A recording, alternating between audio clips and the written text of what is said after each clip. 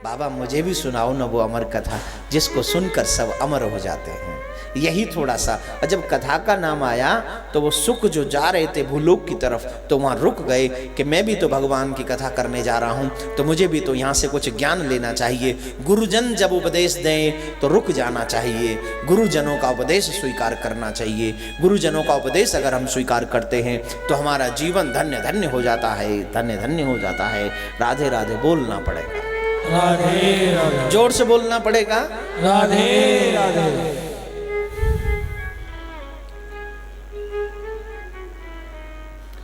सुख रुक गए। बाबा कथा सुना रहे हैं, कथा प्रारंभ हुई, लेकिन कथा के बीच में पार्वती मां को नींद आ गई। कथा में नींद आ गई पार्वती जी को। सुख वहां विकलित अंडे के रूप में सुन रही कथा। अब पार्वती जी सो गई तो हुंकार कौन भरेगा? बच्चे को मां कहानी कब तक सुनाती है? जब तक बच्चा सो न जाए। सो जाए तो अब वो सोच रहे कहीं ऐसा ना हो बाबा यही कथा पूरी कर दे। पार्वती सो गई और वो हुंकार भर रहे, हाँ हाँ ये हुआ, हाँ ये हुआ। और कहने का अभिप्राय तब तक हुंकार भरते गए जब तक कथा पूरी नहीं हो गई। बोलो राधे राधे, राधे राधे। मेरे भाई बहन, हम उस देश के वासी हैं जिस देश में पक्षी भी भगवान से प्यार करते हैं, गोविंद की कथा श्रवण करते हैं, गोविंद की कथा सुनते हैं। हम उस देश में रहते हैं मेरे भाई बहन, हम उस भारत देश में रहते हैं। एक बात मैं आपसे पूछना चाहूंगा, जिस देश में पशु पक्षी भी भगवान से प्यार करते हो, उस देश के इंसानों की जिम्मेवारी कितनी बनती है बताना जरा।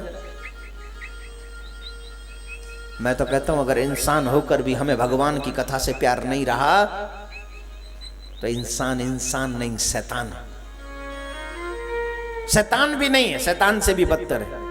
अगर भगवान ने मानव बनाया है तो मानव अगर बन गए हैं तो हमें भगवान से भक्ति होनी चाहिए, भगवान की कथा से प्यार होना चाहिए, भगवान के चरणों में अनुराग होना चाहिए, प्रेम करना चाहिए गोविंद से। सुख होकर विकलित अंडे के रूप में वहां पड़े हैं, एक पक्षी के रूप में पड़े हैं, फिर भी वहां कथा सुने जा रहे हैं। पार्वती की नींद खुली। पार्वती माँ ने कहा ये कौन सी कथा है? बाबा ने आंख खोली, पूछा तुम सुना नहीं? अरे मैंने सुना, थोड़ी देर के लिए झपकी लग गई थी। झपकी तुम्हें लग गई, हुंकार कौन भर रहा था?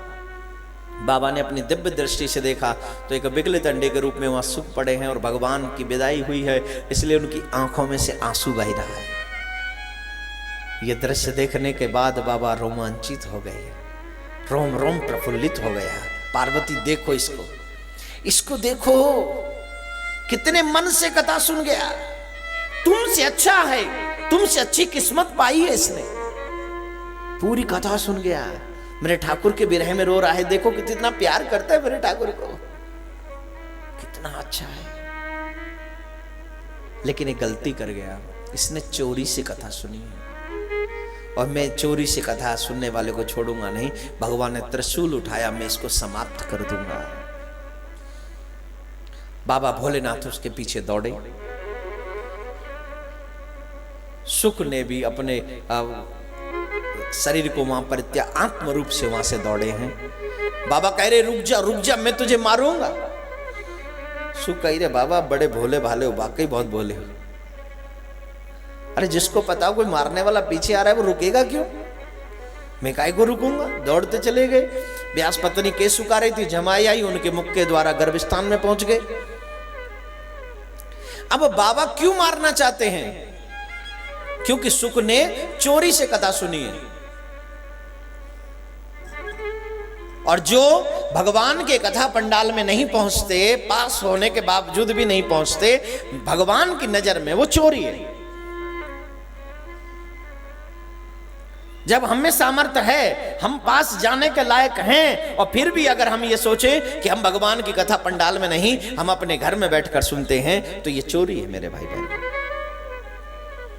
अरे सुख को मारने के लिए दौड़ पड़े बाबा, तो फिर हम तो सुख जैसे पुण्य भाग्यशाली भी नहीं हैं क्या?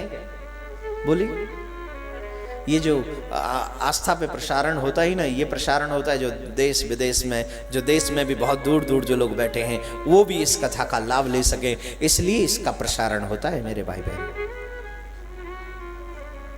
लेकिन अगर हम लोग जिस शहर में कथा होती है, हम लोग अपनी सुविधाओं के अनुसार अगर घर में ही बैठकर सुन ले तो वो पुण्य नहीं है, वो सत्कर्म नहीं है, वो तो सिर्फ आपकी फॉर्मेलिटी है, आपका दिल को बहलाने के लिए। आप कह सकते हैं हमने भी पूरी कथा टीवी पर सुनी थी, ऐसा नहीं है।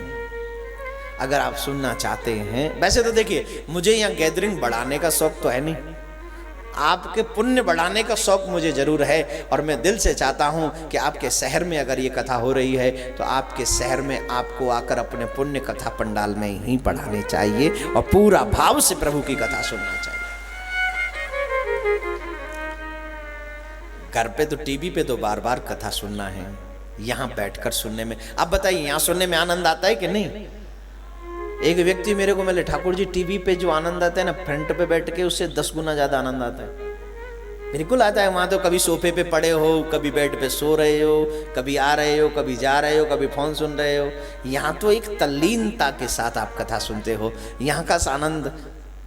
खैर फिर भी जो दूर है उनके लिए वो बहुत आनंद है, लेकिन जो पास में है उनको यहाँ पहुंचकर प्रभु से प्यार करने की एक विधि सीखनी चाहिए। सुख ने चोरी से कथा सुनी, इसलिए सुख को मारने के लिए बाबा भोलेनाथ दौड़े, मैं तुझे मार दूंगा। 12 साल बाद व्यास जी महाराज के मनाने पर श्रद्धेय शंकर बाबा आशीर्वाद देकर गए, तुम्हारा पुत्र बहुत ज्ञानी होगा। जब शंकर बाबा गए तो व्यास जी ने कहा अब तो बाहर आ जाओ। नहीं आऊंगा, क्योंकि बाहर आऊंगा तो ये माया मुझे पकड़ लेगी। अगर मायापति आकर मुझे वचन दे कि ये माया मुझे नहीं सताएगी तो मैं आऊंगा। तब मेरे प्रभु आए और कहा ये माया तुम्हें नहीं सताएगी, बिल्कुल भी नहीं सताएगी। और जब मेरे सुखदेव जी महाराज का जन्म हुआ, वैराग्य के चक्र चूड़ामणि श्रद्धेय सुखदेव जी महाराज 12 साल बाद गर्भ से जन्म लेकर आए। और 12 साल बाद जब जन्म लिया तो जन्म लेते ही वैराग्य को धारण ऐसा किया, न माँ से माँ कहा न पिता से पिता कहा, दुनिया से कोई रिश्ता ही नहीं जोड़ा। जन्म लेते ही घर छोड़कर जाने लगे, और जब घर छोड़कर जाने लगे तो उनके पिता पीछे पीछे वेद व्यास जी महाराज जा रहे हैं। यम प्रवजंतम अनुपेदम अपेद कृत्यम द्वैपायनो विरह कातर पुत्रेति तन्मय दया तरवोभिनेन्दु तम सर्वभूत हृदय मुनिमानतोस्मि। पुत्र पुत्र रुक जाओ रुक जाओ रुक जाओ रुक जाओ रुक जाओ, लेकिन नहीं रुके। भगवान की भक्ति करने वाला कभी भी दुनिया की बातें सुनकर लौटता नहीं है। जो भगवान की भक्ति करने वाले हैं वो निर्द्वंद होते हैं, और वो पीछे कदम नहीं, वो आगे कदम बढ़ाते चले जाते हैं। इसलिए आप भी भगवान की भक्ति करते समय कभी पीछे कदम मत हटाना, आपको अपने कदम आगे ही बढ़ाना है, बढ़ाते ही जाना है, चलते ही चले जाना है। चलेती चले वेती चले वेती, हमेशा चलते चले जाओ। जोर से बोलना पड़ेगा, राधे राधे, और जोर से बोलना पड़ेगा, राधे राधे।